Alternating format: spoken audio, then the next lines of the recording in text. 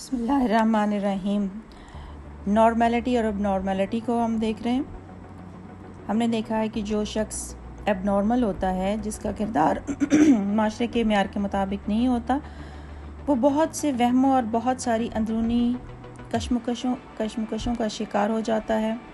बहुत सारी उस इनर कॉन्फ्लिक्ट का शिकार हो जाता है। उसको अपनी ज़ात पर कंट्रोल नहीं होता। उसके अंदर लो सेल्फ इस्टीम पाई जाती है। उसकी सोच इर्रेशनल होती है।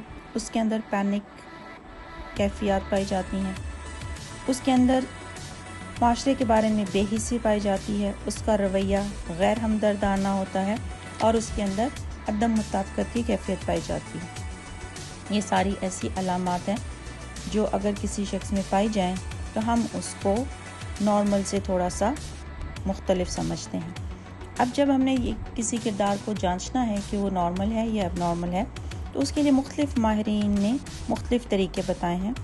जो तहलील नफ्सी है, साइको एनालिसिस के जो माहिरीन हैं, जिसमें फ्राइड का नाम शामिल है, उनके मुताबिक गैर तबी किरदार, एबनॉर्मल किरदार की इब्तिदा बचपन से ही शुरू हो जाती है और शख्सियत की साख्त और तामीर के हवाले से एक बच्चा मुख्तलिफ मदारिज से गुजरता है।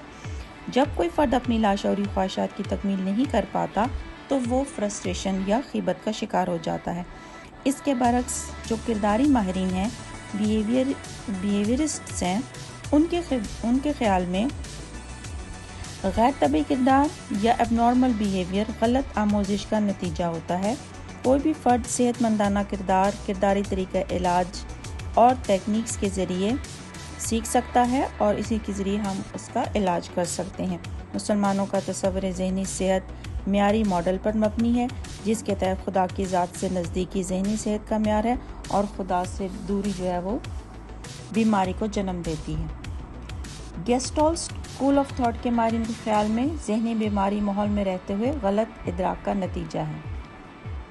गेस्टॉल्ट स्कूल ऑफ थॉट चीज़ों का एज ए होल जायज़ा लेते हैं और उनके ख्याल में जब कोई शख्स अपने माहौल और अपने इर्द गिर्द के वाक़यात को मुकम्मल तौर पर किसी ऑर्गेनाइज नहीं कर सकता, उसके अंदर लैक ऑफ ऑर्गेनाइजेशन की सलाहियत पाई जाती है, जिसकी वजह से मुख्तलिफ किस्म की ज़हनी बीमारियां पैदा होती हैं। तो ये मुख्तलिफ माहिरीन के मुताबिक है। और अब हमने कुछ ऐसे स्टैंडर्ड्स देखने हैं जिसमें आपने देखा है कि इस आपकी बुक में मुख्तलिफ ऐसे 7 स्टैंडर्ड्स दिए हुए हैं, जिनको अब हम स्टडी करेंगे कि ये स्टैंडर्ड्स हमें क्या बताते हैं कि नॉर्मल और एबनॉर्मल बिहेवियर क्या है।